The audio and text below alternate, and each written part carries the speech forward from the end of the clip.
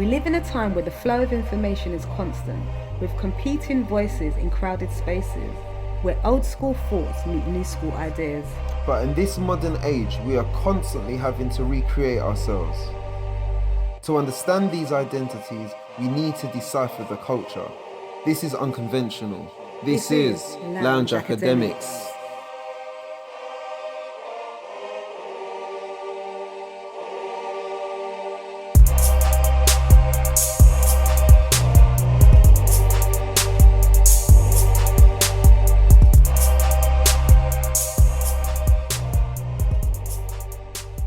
Okay, welcome everyone. Good evening. It's that time again. Well, good morning, good afternoon, good evening, whichever time you're listening to this, depending on where you are around the world. You are through to the Lounge Academics podcast. I am your host, Kevin Julian, better known as KJ, for another installment of the Lounge Academics podcast, where we will be doing a special on 5 minutes to disrupt. So right now we are going live on Instagram also.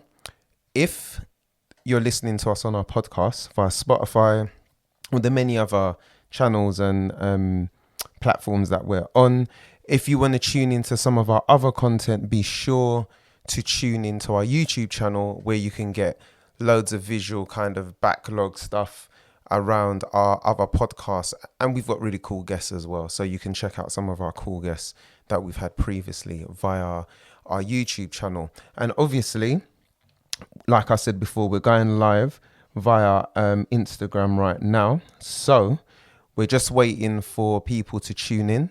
We're waiting for our guests to come and join us as well as some of the other great people in our community who listens into our podcast on a regular basis. So we're just going to wait for them to tune in. So for those of you that's listening to the podcast, obviously it's live on Instagram, but you're getting this pre-recorded. So it's great to be here. It's exciting to be a part of the Lounge Academics. So just to say, for our Instagram crowd that will be coming in, welcome. It's good to see you. It's good to have your presence. It's good that we're going live. I feel like it's been ages since I've done this, actually. It's been a hot minute. And obviously, just to let everybody know what we're about and what we do in terms of Lounge Academics. The 5 minutes to disrupt concept is very simple, very straightforward. We give a spotlight to one of our budding entrepreneurs, one of our thought leaders, all those that are involved in the lounge. We give them an opportunity to come on and shine a light on the great work that they're doing. But obviously it works in a way that the first 5 minutes is an opportunity for them to own the platform, to tell us about what they do, their passions, and really ultimately to appeal to our wider community, to find out if there's any other things that they need from the community as well. So in terms of leads, clients, anyone that wants to join their platform or join what they're doing to support and help them as part of their endeavor. And this is an opportunity to do that. And then after they've done that, we quickly get into a dialogue, a conversation, find out a little bit more about them, their passions, and etc. So as people, yes, Lounge family, yes, Paper Pages is in the building. So for people that are just joining the conversation now, obviously get your pen, get your pad, get your questions ready for our guests as we invite him on. If you do have any questions, I appreciate that from the feedback that we've had from our podcast and our live streams and other conversations, people have been highlighting how they're at different levels of the journey. So there'll be some people right now that are going to be very proficient. They're self-publishing, they're doing their thing. So please pitch your questions at whatever level that you're at. So whether you're doing really well, you're already publishing, you're already writing stuff, there may be relevant questions that might work. Ooh, setup looks different today. I wonder how that looks. Ooh, I hope it's a good setup. Paper Pages just had feedback as well from one of our budding community enthusiasts. So just to add to that as well, obviously from the perspective of those that are starting out on the journey in terms of your publishing or writing, don't feel frightened to ask a question or pitch something. No question is stupid or dumb in the lounge, okay? So without further ado, let me bring on our guy who we're going to be speaking to. His name's Yann Tanoe. That's all I'm going to say. I'm not going to take anything away from him. I want him to kind of fully own the stage and talk about his platform and what he does. And Yann is here. Hello, sir. Hey, how you doing? I'm good. How are you? Good evening to you. Good evening, everybody. How you doing? Yeah, you good? You good? So Yann's in the building. I'm sure you've heard my preamble already about how this works. So, Yes. Yann, you're going to come on. The first 5 minutes is just for you to just set the tone, let people know who you are. I feel like I'm swaying at the moment, Yann. It's all moving. Sorry, I'm trying to get the right angle. Yeah, that's cool. It's cool. So we're going to have Yann talk for a few minutes about his work, and the focus is really around his business journey. So join us in welcoming Yann. And Yann, the stage is yours, sir. Go ahead. All right. Well, hello, everybody. I'm Yann Tanoe. I'm a multidisciplinary entrepreneur. Okay. I'm a social entrepreneur. Everything that I do has a social dimension to it. This year, I'm celebrating 10 years of career in that field. And, throughout that 10 years, the most important thing that I've learned has been to redefine my version of what success was.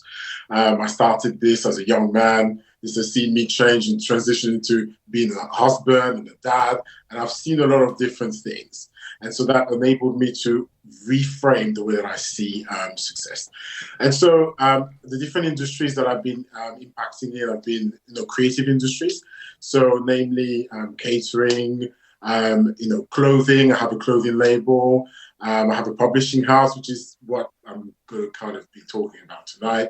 I've got an educational project in Western Africa that deals with mental wellness and mental health in children.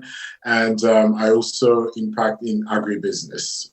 And so I've got experience over a wide range of different industries. And so what I do is that I love people. As a person, I love people. And, everything that I do is to build people up. And so with my publishing house, I created a multicultural platform that focuses on celebrating the narrative from the multicultural community. My latest project is the Open Door Men's Magazine. As a man, I'm very aware of the different challenges that we have, and so I wanted to create not only a publication, but a community where different men could come together and learn from each other how to navigate this new definition of masculinity that we see, and also how to relate to each other. And so the beautiful thing about this project is that, we started it as a multicultural platform, but in the next year, it's actually branching off and spinning off into the Black community and focusing on alternative Black narratives. And so it's very exciting for me. Setting up my publishing house was as a result of me, as a young writer, sending manuscripts left, right, and center and getting negative responses. And so instead of sitting here and feeling sorry for myself, I decided, you know what, I'm a go-getter. Let me just create my own table. Let me create my own platform. And this is another thing that I advocate for. I promote the fact that we can go forward and create our own platforms and not wait for anything to be given to us. And so who are the type of people that I want to meet? Well, the people that are hungry for the world, the people that are conscious, that are open-minded, and that want to get their narratives out there in the world. Because I think that, I celebrate people's perspectives, and I think there's nothing more powerful than the perspective from which you come from. And, to be able to put that in print, or, to turn it into a podcast or anything like that is a very powerful way. So in a nutshell, I've tried to keep it brief, but this is kind of what I'm about. Yes. Okay, brilliant. Thank you, Yann. No, thank you for that. You definitely have spoken to the serial disciplinarian, that's serial entrepreneur. You definitely spoke to all of that, definitely, and what you've touched on. And obviously, as I know, which we'll find when we get into this conversation, we tend to start talking and it expands and it goes into other areas very quickly. Like and I can see that you come as a person that carries a lot of skills, wealth and knowledge, okay? So I think it's important for me to stress now. Obviously, Yann has mentioned a lot in terms of his business journey, in terms of the different educational projects and different initiatives that he has going at the moment. If you're really interested in some of the other things that Yann has mentioned, I strongly suggest that you connect with him, reach out to him. He is on other platforms as well as Instagram right now. He's on LinkedIn, he's on Twitter, he's various other platforms. So I encourage you to reach out and connect with him. He's a great guy, very approachable, right? So please do make sure that you do that, particularly if he's mentioned other things that is of interest to you. But I felt by means of focusing and having a focus, I think it will be easier to look at one dimension this evening. So the publishing house, and looking at that, I thought would be the focus. So looking at your publications around Open Door magazine and all that stuff that you're doing, it would be really great to unpick that. So let's just rewind back for a moment. Let's just go back. There was something that you said that really intrigued me, right? Which I think could be of interest. And with our community, often are very active, so they'll pose their questions as we go along. So we're more than happy. Yann and I are open for you to pose your questions wherever you're at with whatever we say, yeah? And we'll deal with them as we go along. So I'm very interested to hear, you said you initiated or started this by creating your own table because the table you were approaching initially weren't having it. Tell us a little bit about, because I know you're talking about writing scripts. So was it a particular area of writing that you're interested in? And if you could just take us back to that journey of rejection, so to speak, so we can just get that. Yeah.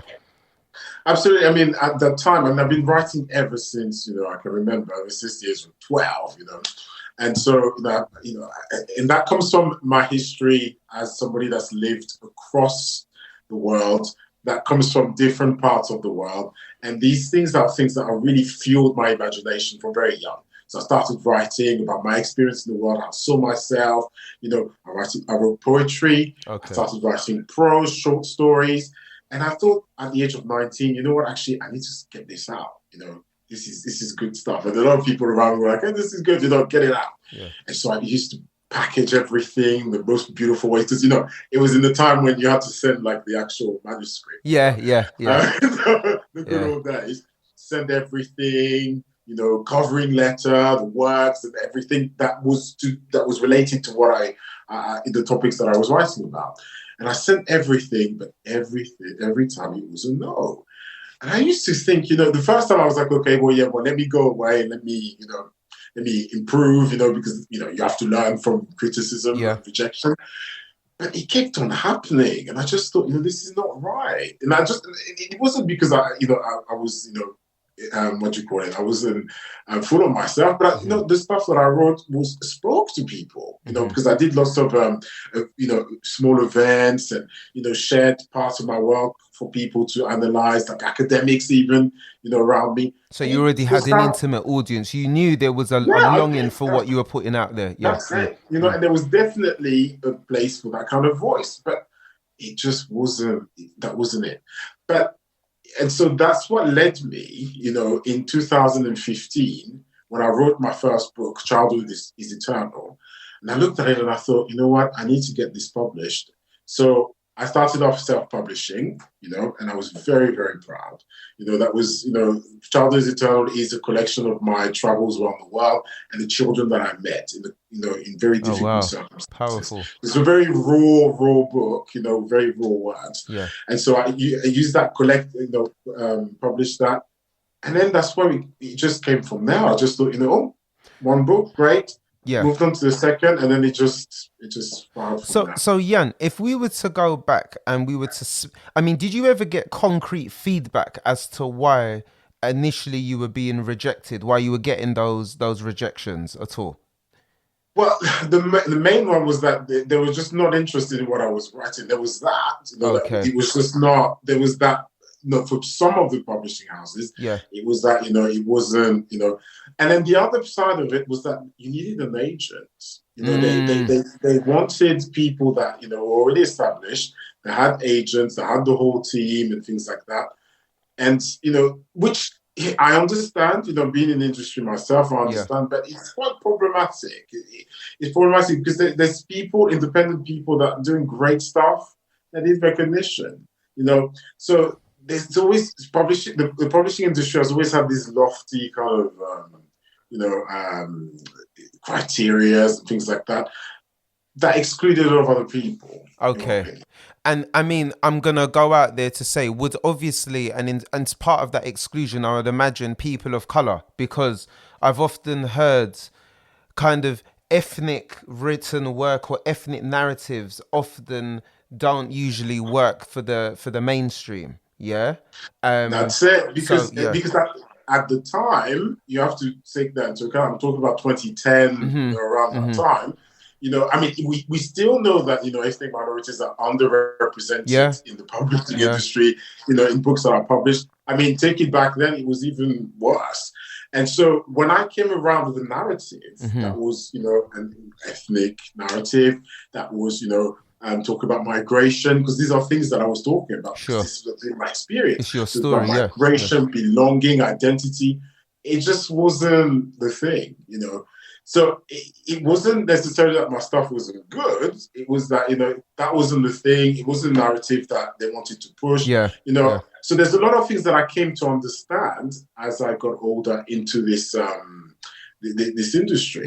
That, especially with the big publishers, the commercial publishers, there's fashions, there's trends. Well, I mean, and so if your narrative is not trendy or fashionable, it doesn't fit. It won't get looked at. No. And it's interesting because Paper Pages, who's commenting at the moment, who's talking about, unless it's about slavery or violence, or it kind of sensationalizes certain narratives of black people that's existing at the moment. And Paper Pages, I mean, she's in publishing as well, so I'm sure a lot of what you're saying will resonate with her. It would really connect with a number of the people that are on this chat or a part of this conversation as well. But just to add, in terms of now, you have now published your book, you've gone and it's taken it to another level, right? What was the difference? So you're going to publishing houses, they've rejected you, and now you have effectively gone and you've created your own table, right, to publish your works. So what was the difference? What was the difference for you from that experience? Well, the difference was, like I said, it was after my first book. When I self-published my first book and I looked at it and I thought, what, there's a bigger mission there. There's a bigger mission that I need to, taking all the negatives that I've lived, and I thought, there's so many people out there like me that have got fantastic stories, fantastic perspectives. So why not create a table and invite everybody in? And that's literally what I did. So after my second book, Good Morning Atlantic, was published, Good Morning Atlantic, do you say? Yes, Good Morning Atlantic. Brilliant. That was my, chronicle of migration. And, that's when I started inviting people. So, I had my first author that came under me, second, third, and then that's how we started growing from then. So I can't tell you how exciting that was. So when you say invite, Yann, are you talking about to co-author with you or bringing up other authors under your publishing house? What do you mean when you say that? That's what I mean. Sorry. Yeah. I mean, I'm talking very poetically on that. It's all right. That's cool. That's why I'm here.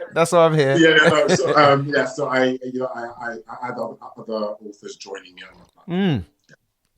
And that has been the most exciting thing. I mean, publishing my first author, wow, there's no feeling like it. Because the way that I see it is that a book is eternal. It's a legacy. Yeah. It's not just for today. A book lives on forever. So to be able to get to that point where you actually have this, and you've given somebody that opportunity, I say, because it's not, the opportunities are not there, So the moment that you're able to turn your negative into a positive and give somebody else that opportunity, it's out of this world. Yeah, it really is. Definitely. So I totally can appreciate that there is real synergy between, creating your own table, creating your own works, and then being able to invite others to be able to do the same. You're giving them that space that you effectively didn't have. Exactly. You've created that and you're now recognizing that for other people. I guess my question then would be, because you often hear stories about people struggle even in self-publishing because a lot of it is often linked to marketing, big budgets, the agents, all the other things that you kind of was alluding to before, you know, when you're going to the bigger mainstream publishing houses and whatnot. What are some of the challenges then for, I totally get the feeling of enlightenment and being empowered to go. So I don't want to dampen that, but I guess there's also the reality that you're now effectively on your own and you're building this and marketing, and there's all these other elements that go with it. So what is the kind of struggles or challenges with self-publishing? I mean, so are you talking about me personally self-publishing, or just like, you know, on my platform? Yourself, your platform, because I would imagine, you know, for yourself, you've effectively self-published and now you've made a way to help others do the same. Yeah. So I guess from that journey, what has been the struggle from that point to self-publishing yourself to then helping others to do the same, I guess? Yeah. Well, I said, I mean, you know, for me, you know, it's still, there's still a lot of it's still very tricky, because obviously, you know, especially when you go to publishing house, you've got a specific business model, you know, you become responsible. I mean, we've got different ways of handling our publishing. There's different schemes that we have where, you know, either people can come with us and just self-publish. We take them, we support them for the journey, and then they walk away with a book. And then we've got the other aspect where we support them and then we market the book. And then, so there's three different ways for people to come with us to do that. And so the experiences are very different from our authors. There's some people that we've taken on. I mean, we're a growing platform. We're still a small platform, but we're a growing platform, you know, but I've always taken the opportunities from every other thing that I was doing, because like I said, I'm spread out many different platforms. Yeah. And as I've been able to grow my publishing house using the other platforms that I have and promoting the authors that stayed with me or that, you know, gave me their work to publish. So that's been very helpful for them. But at the same time, you know, it's still a very tricky thing. You know, being an independent publisher is not an easy fit. It's not, you know. Yes, you're making people's dreams come true, you know. You know, yes, you know, of publishing. And yes, because, you know, I don't discriminate. I don't discriminate what I publish. It has to be great. It has to be good. It has to be a good perspective, you know, of course. But I don't discriminate necessarily on the type of topics. You know? So I love giving people the opportunity to do that, you know. But it's not easy. It's not always easy. Totally. To find the right communities to market to and things like that. Exactly. And I think this may speak to what Paper Pages, I don't know if you've seen the question that she's just posed. She's asked us to please talk about any experiences that you may have had with getting reviews by big publications or award entries. So I guess she's speaking about that whole recognition of works from a bigger picture. Have you gone down that road at all? Have you had any experiences of that? Because I think that's something she'd be interested to hear a bit about, if that's relevant. So in what way? So with the publishing house? Yeah, because I'm judging, because it says, please talk about any experiences you've had with getting reviews by big publications or award entries. So maybe this might relate to individual pieces of work. Because I guess she's talking about the red tape and the bureaucracy that's involved. Yes, How have you navigated all of that? I guess is what. Correct me if I'm wrong, Paper Pages, if I've got that wrong, okay? But that's my understanding from what I'm reading. But yeah, I think for me, with the only award that we entered, yes, we only entered like a couple of our. I think that's what she's talking about. Entering your books and your publication into bigger, you know, awards and competitions. Yeah. Possibly, yeah. And we've done that a few times, but I don't recall getting any feedback as such. I don't recall getting any feedback. Yeah.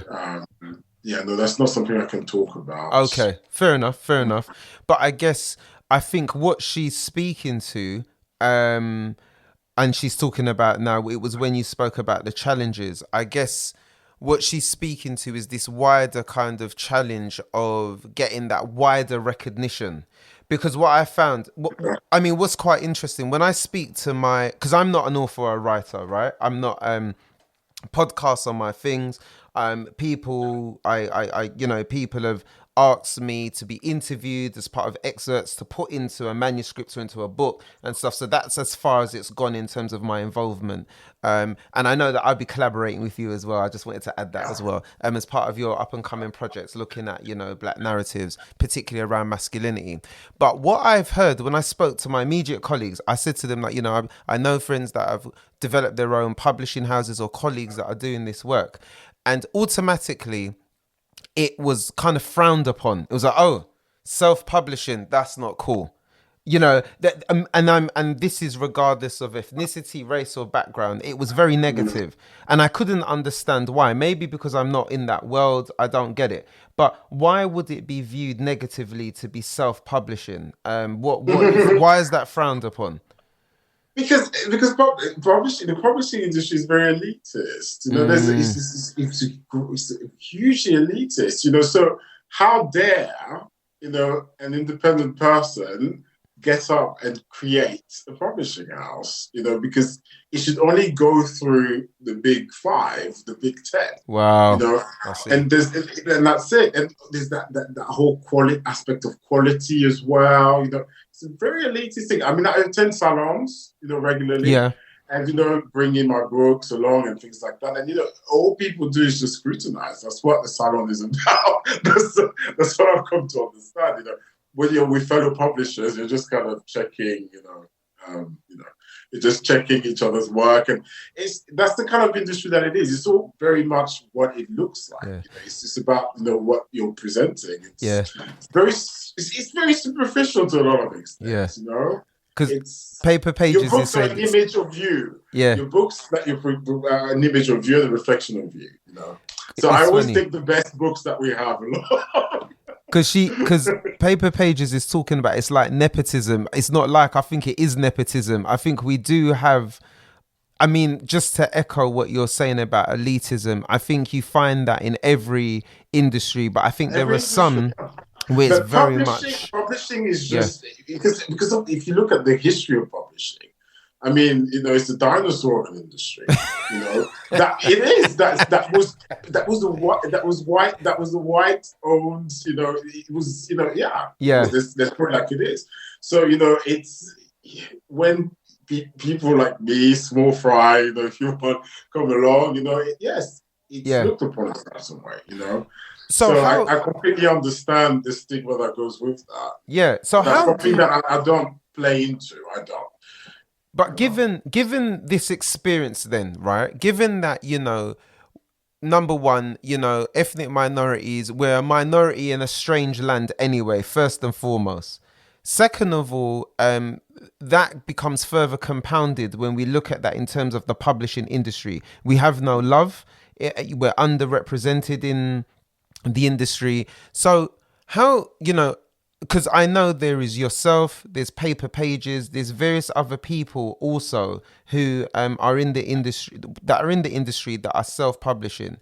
Is there, I guess, what am I saying? Is there scope for us to work together here? I mean, to strengthen, unify, to strengthen things, to strengthen representation, to strengthen our position. Is there scope for that at all? Absolutely. I mean, my perspective. I'm a collaborator. I'm a cross pollinator. That's what I refer to myself. So every time I see another business that's doing something similar, I always approach. That's just I don't see people as competition necessarily. I don't. And a lot of people ask me about this in business. I'm just like, but this is crazy. Yes, you're my competition. You're my competitor, and that's fine. But I want to go towards you to learn from you, to see how we can collaborate. Because especially if we're in the same struggle in the same industry like that, then yes, we need to be able to share it all. So I've linked, I've gone towards other publishers, publishers, black publishers, or things like that. And we've had conversations, and so in talks with different partnerships and things like that. That's something that I definitely believe in. Absolutely. What's been the experience of that in terms of collaboration? Has it been, I know you said you referred to being in talks, right? So, have you found those talks fruitful? Has they been significantly challenging? Because I do feel, particularly when I work and this isn't necessarily publishing specific, yeah. In different industries, I've noticed when we have that conversation, sometimes it could be challenging because of that view that, oh, you're my competition, and then they throw holy water at you and garlic, you know. That's something I've often kind of seen. And in my experience, even with my platform and with this has been co-founded, you know, I'm a part of a community. Although I'm kind of the visual face, there are a number of people that are behind this. But yet the idea of collaboration can be quite scary, you know. But like I said, it is scary to a lot of people, but to me, it's not something that's scary. It's something that's natural. It's something that's paramount. Okay, because like I said, in all my different spheres of influence, I only got to where I have to a lot of degree because of that attitude, where I just thought, you know what? Oh, let's talk. Let's do this. Let's talk that. Let's do that. You know, that's what I'm about. You know, and that's why my publishing house is structured the way that it is. I mean, as you've seen. You know, I've approached you to take part in the project of Open Door. You know, this very is it. Collaborative. You know, yeah. I'm always like, you know, I'm always scoping for what could be a positive, what could be a good, fruitful collaborations. So, you know, when I talk about, you know, people, you know talking with certain, you know, small publishing, independent publishers as well. That's what I mean. It wasn't easy. I'm not saying it was. Sure. You know, when I approach people, you know, a lot of the time it's like, oh, you know, because another aspect that I get criticized on, you know, is the fact that it's a multicultural publishing house. You know, and a lot of people, you know, a lot of people, especially in our community, look at that and like, oh, it's multicultural. You know, so it's not Black. But actually, it's, you know, it is. You know, it's predominantly, I appreciate everybody. But, you know, I like to give, you know, people from our community the what do you call it, the priority. No, definitely. That's my way of, you know, like I said, I'm a cross-pollinator. I'm a, you know, somebody that's global. And so this is kind of that ethos that I have. But why do we, I mean, I got this question. Why do we have to, and I most probably will come under fire for this, but I don't care. My platform will know me. I don't really care about people's opinions about me. But why do we have to have everything Black this, Black that, the Black collective, the Black, why I struggle to wonder why there's such an emphasis on ethnicity, on race, to highlight and to mobilize people. I don't get it. Sorry. I understand, you know, I completely understand, because obviously, like I said, this is criticism that I receive, you know, so I've had to dig deep and try to understand. And so I get it, because what I've found, you know, even, you know, with Black men, approaching Black men to write for Open Door, the multicultural edition, I found that a lot of people in our community are very precious about their narratives. Okay. There's a certain, what's the word? People, they're very precious. They won't just share it with anyone or within. They're very careful about where they share the narrative. And, you know, after so many, you know, years, decades of being pushed to the side, it's only natural, you know, from what I've come to understand, that we want our own. You know, we want something that's ours, you know, and I completely understand that. But somebody like me, that's issued from, you know, different, you know, places, different bloodlines, different this, different that. I'm all about, you know, cross-pollination again, because I believe that, you know, different communities need each other to be able to move forward. Yeah. You know? And in terms of, you know, literature, I mean, you know, the wealth of literature comes from that different perspective. It comes from the varied narratives that we can have in a society. I mean, I love the aspect of, you know, British society as we talk about it today. So diverse, so colorful, so beautiful. Yeah. And I want to hear all the perspectives, all the narratives, because that's how we understand each other. And that's how we move forward. Of course. Because like I said, whether we want to or not, we need each other to be able to move forward. Yeah. We do. We have to work together in some way. Totally. And that's kind of what my ethos is. And that's what I bring together in that publishing house. Yeah.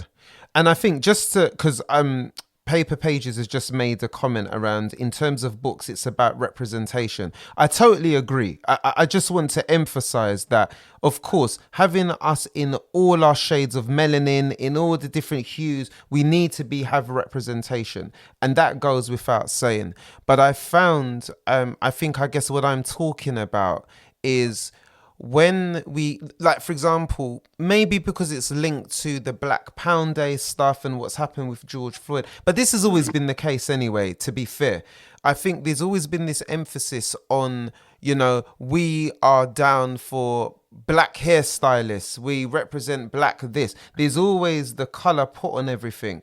And what I found, just from my years of looking at this, actually it further ostracizes you and isolates you. And what I mean by that, just before people start throwing things at their screen or at their phone, right? What I mean by that is that I think, yes, it's good to mobilize other people that look like us, right? But I think it goes without saying, often you create things within your image. If you do, naturally, people will be attracted. Like, there are two black men now talking, right? I'd assume if there were other black men on the line or whatever, they would be interested in maybe the conversation, maybe to hear what we've got to say, But I guess when we start talking explicitly around race and color, I feel to other people it says this is a black thing. This isn't for us. It excludes other people, which then pushes you further into a corner. As like what we've seen with the talk around Black Lives Matter, for example. I don't want to get political on this, but just this is what I've noticed. So I guess that's what I'm talking about in relation to that. But maybe this is a good opportunity to hear a bit more, Yann, about... go ahead. I think, when it comes to this, I partly grew up, like I said, I've lived, on over 3-4 continents before the age of 12, and then I arrived here and things like that.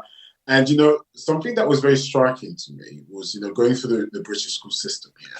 I've always been quite literary, because I'm French. Yeah. French is my first language.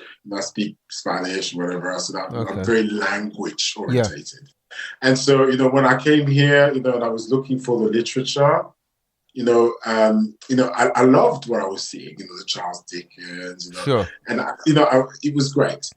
But in the GCSE anthology, for instance, in high school, there was only a section that was dedicated to poems from other cultures and traditions. Yeah.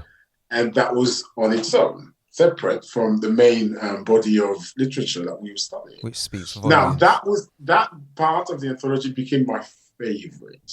Okay, I loved it, and that's when I encountered John Aggard, Half Caste. Okay, and yeah. John Aggard is he's the reason why all this is what it is. Oh, wow. I just looked at it and I just loved. I was like, this is so amazing that I can sit in this all white classroom and actually see this, and I just fell in love with it. And then, presents from my aunt in Pakistan. Like, I can reel off the poems, Yeah. And this is what it was. So when I looked at that, I thought, what? The power of having something that's for you is very powerful. Yeah. Because as the only black child in that classroom, the sunshine came from these pages, Yeah. So I understand what you're saying. I understand what you're saying, that, it alienates and things like that. But on the other side, it just really, really, it gives you that sense of identity and belonging. Because that's what I felt, being a child in these classrooms. Yeah. So for me today, to be able to create something similar like that, where, somebody's going to read one of my authors, one of these kids, to me, that's beautiful. Of course. I think it's amazing. So there's two ways to look at it. Absolutely. Yeah. And I guess what I'm saying is, though, would we need to, it goes without saying that John Aggard would have produced that beautiful work without having to say it's black.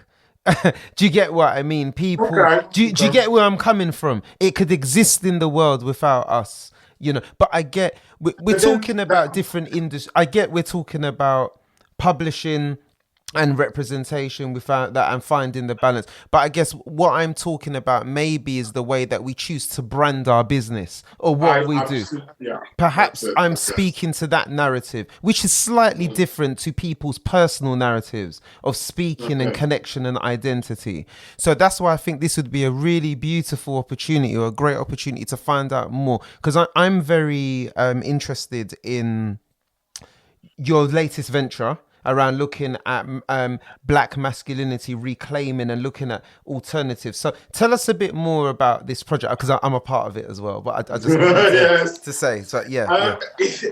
That's a very interesting project because, the first, it was born from the original Open Door. Open Door magazine was created because I wanted, like I said, the conscious men of this world to come together to find out things that they have in common and to actually build masculinity regardless of, skin, ethnicity, Yeah.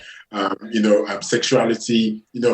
Open Door magazine has got everybody in it, every kind of man you can think of, okay? Yeah. The current one. And so, I started wanting to create that platform for the black community around the time of George Floyd.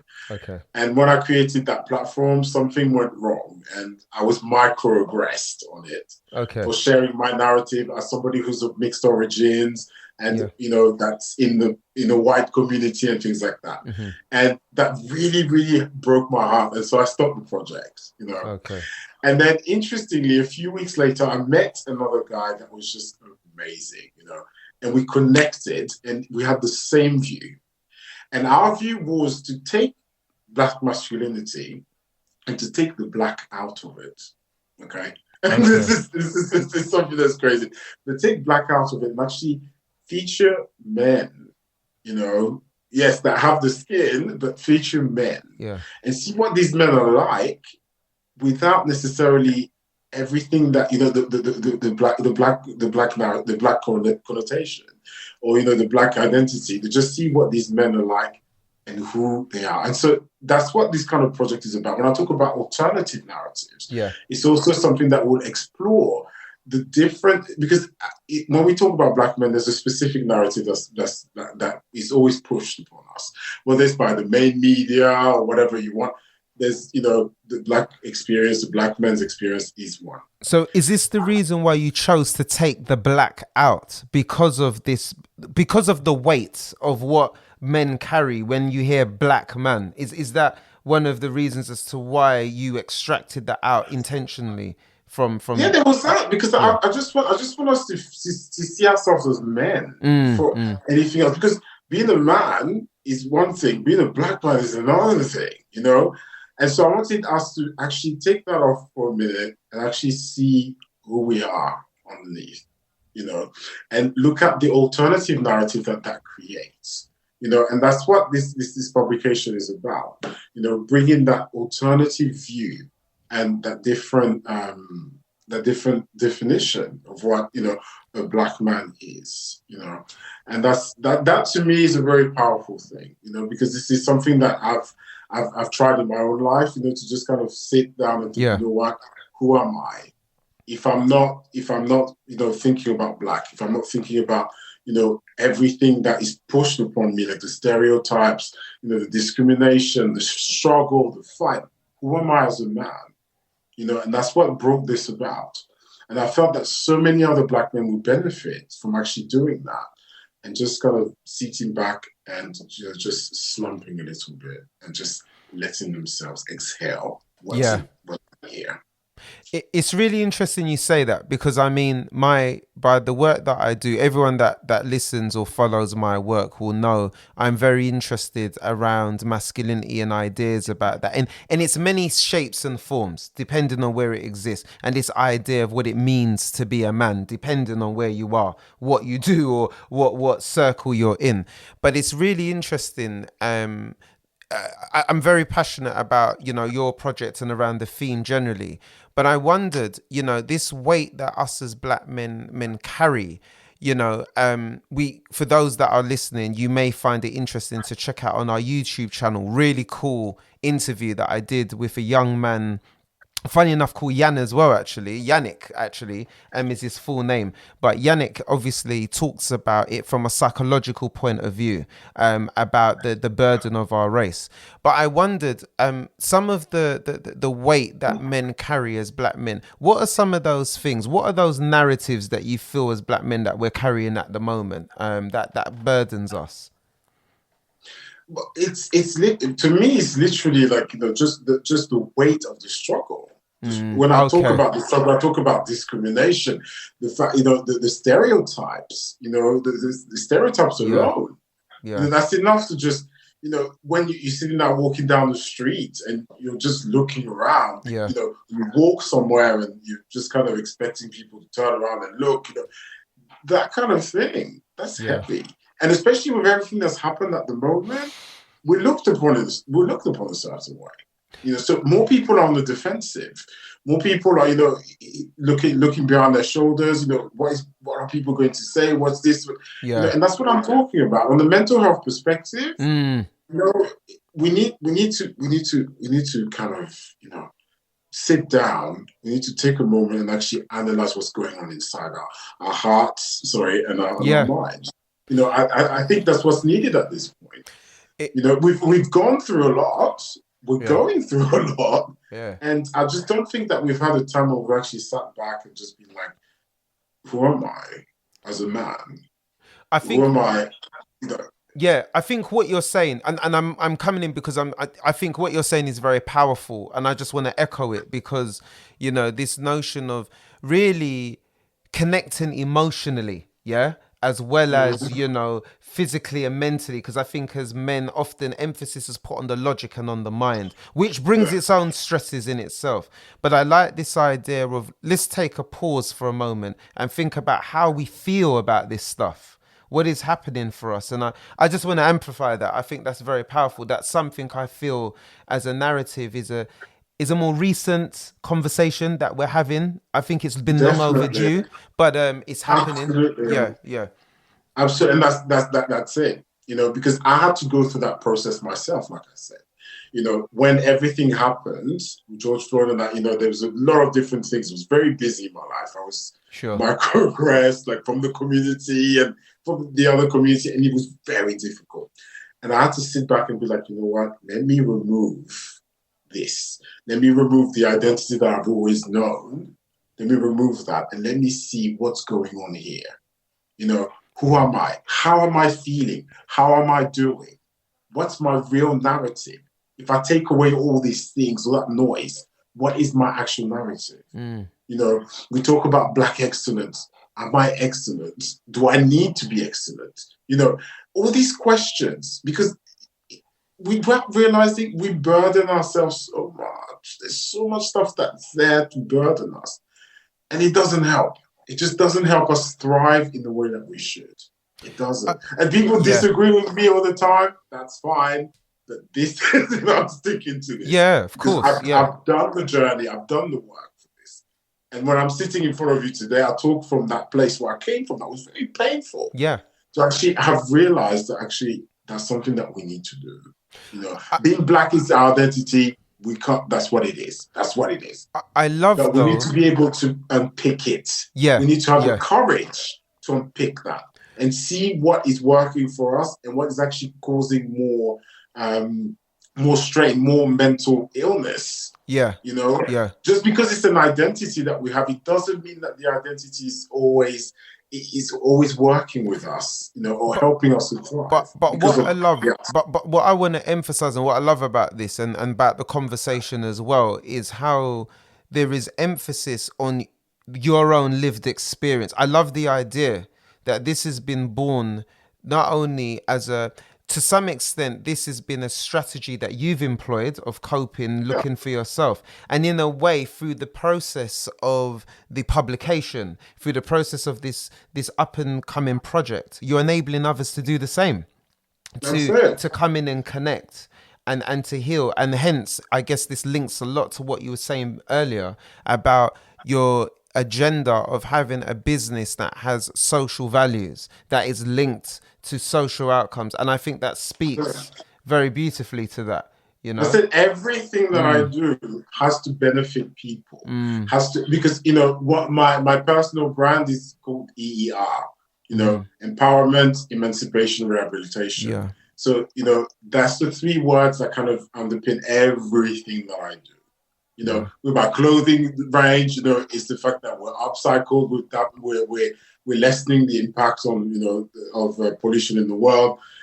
With my agribusiness, is the fact that we're organic, and with this, it's the fact that we're rehabilitating people by taking their perspective and narratives and giving them that platform to actually unpick themselves and then share that with others. And that to me is where the power is, especially when we talk about being a man. When we talk about manhood today, we need to unpick. In the wider community, the wider men's community, in the white community, whatever, masculinity has been, unpicked. And I was talking to somebody, I was doing like an interview with somebody recently that, another white man that has platforms for white men. And, as he was talking, I was like, yeah, you guys have made actually a lot of strides. So you made a lot of progress because you smashed that masculinity that you had and you started rebuilding it. But with us, it's different. It's different. We're just on the cusp of that journey. There's enough awareness at the moment, but we're on that journey now where we need to actually sit there and have the courage to say, okay, Black manhood, smash.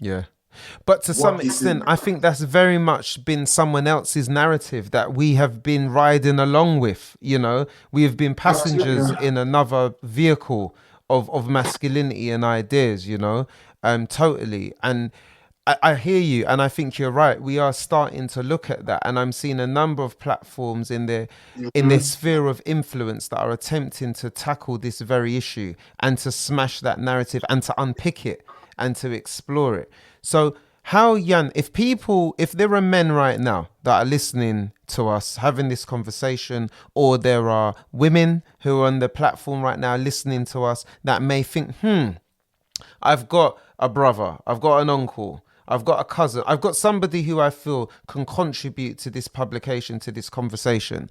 What are you kind of looking for? How can people get in touch to join as part of this conversation and as part of this next edition of the Open Door magazine?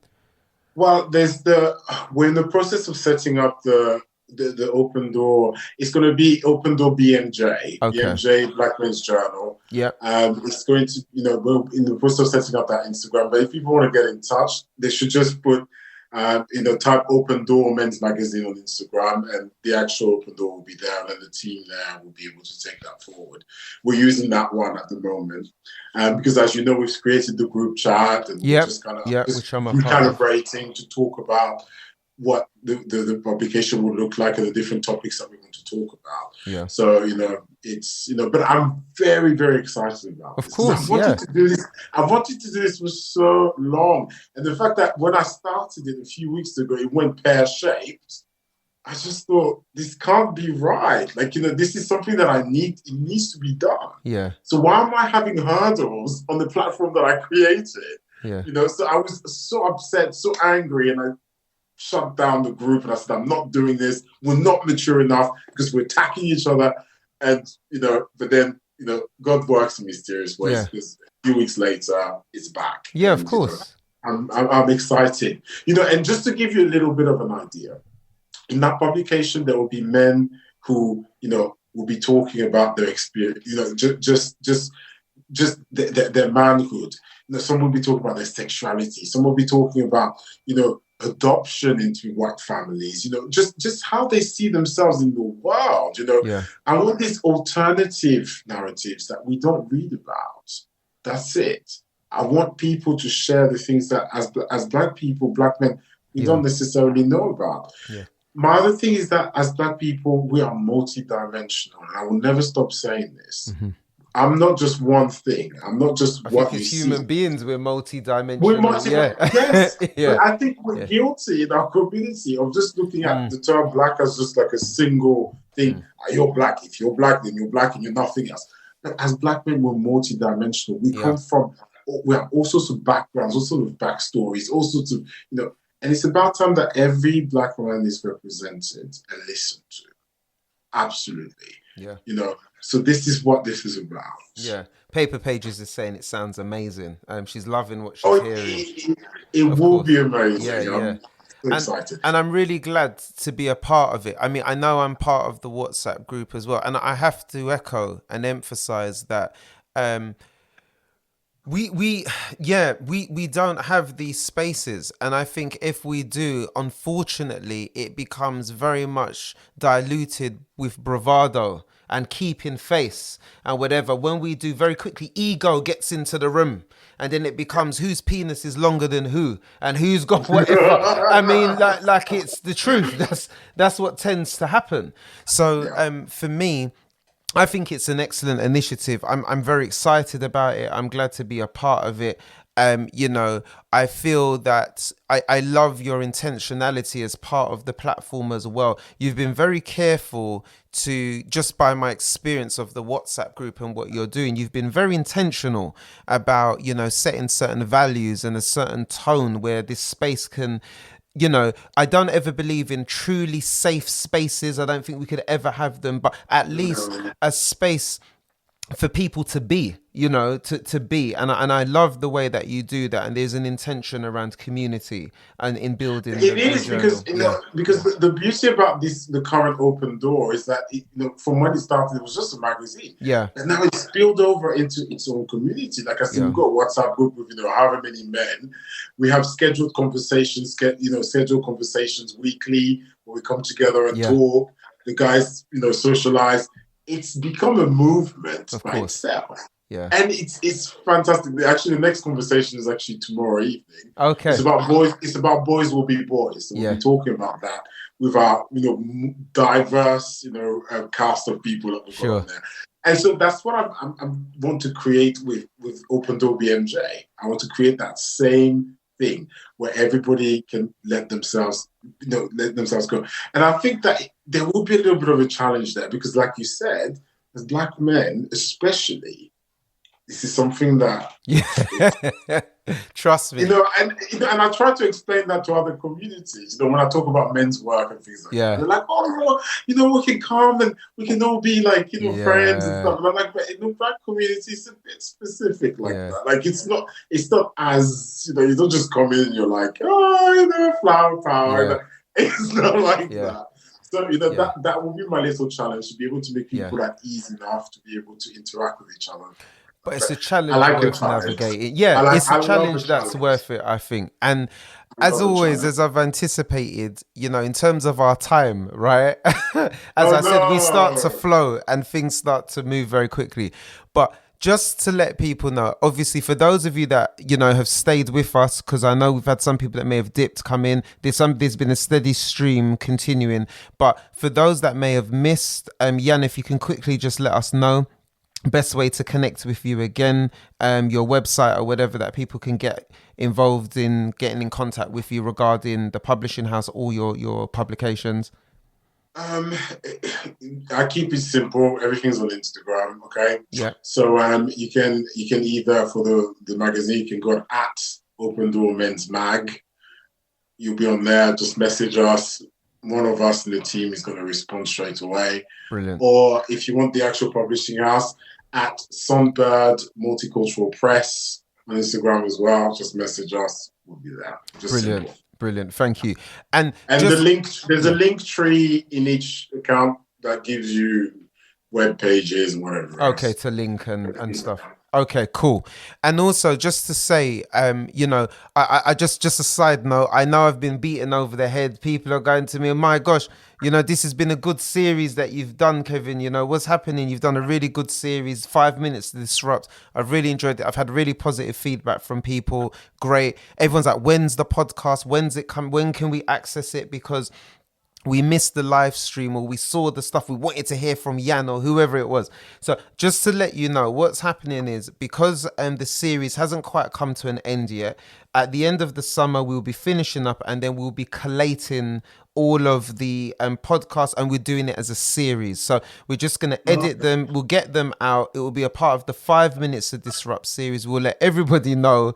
It will be on Spotify. It will be on Apple. It will be on the other platforms, so people get a chance to tune in to their favorite episodes. So I just wanted to let people know that, because I've been WhatsApped and people are messaging me wanting to know.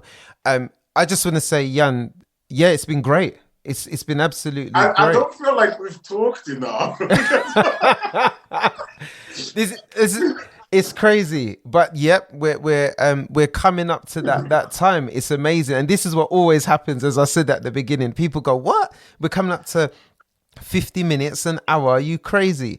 And then Instagram wants to boot me off the live stream. But true. I just want to encourage people, as we say. The Lounge Academics is exactly as it says on the tin. We're about creating thought leadership, teachable moments for people to, whether it's on our live stream, whether it's our podcast, whatever it is. We want to change the world through conversation. We love dialogue. Dialogue opens people's hearts. It creates understanding, and tonight has been no different.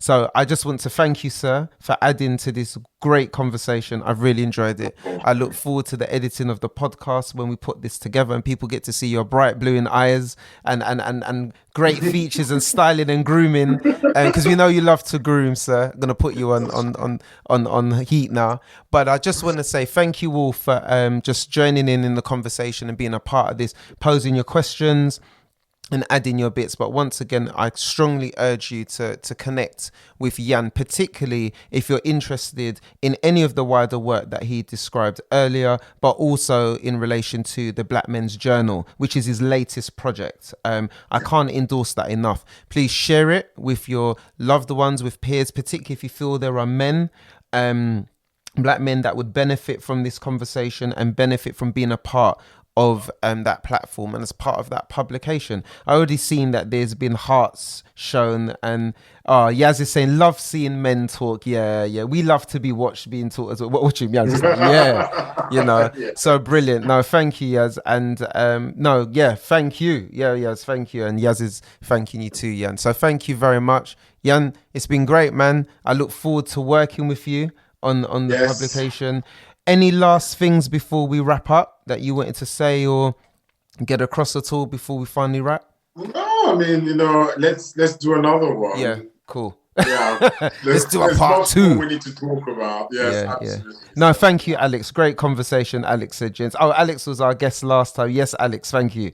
Yeah, it's a great conversation, guys. So thank you very much. It's been great. Like I said, do follow Yann. Connect with our stuff. There's a backlog of videos on our YouTube channel, which is Lounge Academics. So if anyone wants to get the visual component of what we're doing, we will be starting back up our video podcast element soon. Social distancing permitted. You know what I'm saying? We will be doing that. But just wanted to say a massive thank you all for joining us. And Yann, thank you, sir. And all the best with all your endeavors. Okay? Speak soon. Thank you very much. Thank you. Take care. Thank you so much.